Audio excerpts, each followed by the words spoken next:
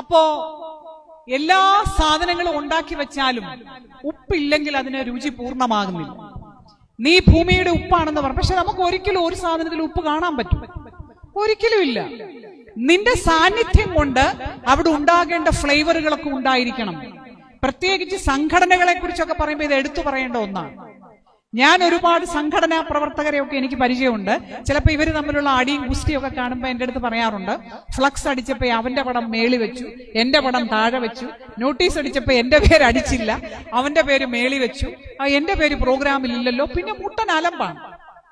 അപ്പൊ നീ ഉപ്പാണെന്ന് പറഞ്ഞാൽ നിനക്ക് വിസിബിലിറ്റി ഒന്നും ഇല്ലെങ്കിലും നീ ചെയ്യേണ്ട കാര്യങ്ങൾ ചെയ്യണമെന്നുള്ളതാണ്. നിന്റെ പേരടിച്ച ഒരു ഫ്ലെക്സോ നിന്റെ പടം അടിച്ച ഫ്ലെക്സോ ഒന്നും ഉണ്ടാകണമെന്നില്ല.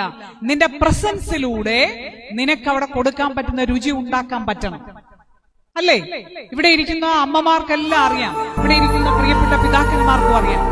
ഇന്നോളം ആരെങ്കിലും നമ്മുടെ പടം അടിച്ച് എവിടെങ്കിലും നമ്മളെ പുകഴ്ത്തിയിട്ടുണ്ടോ? നമ്മൾ എന്തെല്ലാം കാര്യങ്ങൾ ചെയ്തിട്ടുണ്ട്. നമ്മൾ കുടുംബത്തിന് വേണ്ടി ഈ ജീവിതം മുഴുവൻ അധ്വാനിച്ചവരല്ലേ? എന്നിട്ട് ആരെങ്കിലും ഒരു പടം നമ്മുടേത് എവിടെങ്കിലും വെച്ചിട്ടുണ്ടോ? ഇല്ല. പക്ഷെ എല്ലാരും ഇനിയും കാത്തിരിക്കുവോ ഒരു ദിവസത്തിന് വേണ്ടി? എന്താണത്, അല്ലേ? എല്ലാ മുക്കിനും മൂലയിലും നമ്മുടെ പടം അടിച്ചു വെക്കും. വല്ല കാര്യമുണ്ടോ? ഒരു കാര്യവും ഇല്ല.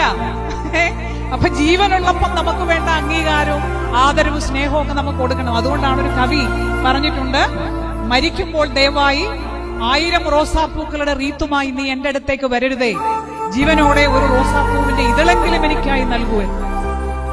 അപ്പൊ അത് വളരെ പ്രധാനപ്പെട്ട ഒന്നാണ്. ഞാൻ അതുകൊണ്ട് ആദ്യം പറഞ്ഞത് പരസ്പരം നമ്മൾ അങ്ങോട്ടും ഇങ്ങോട്ടും ഒക്കെ ഒന്ന് സ്നേഹിക്കണം, മനസ്സിലാക്കണമെന്നുള്ളത്.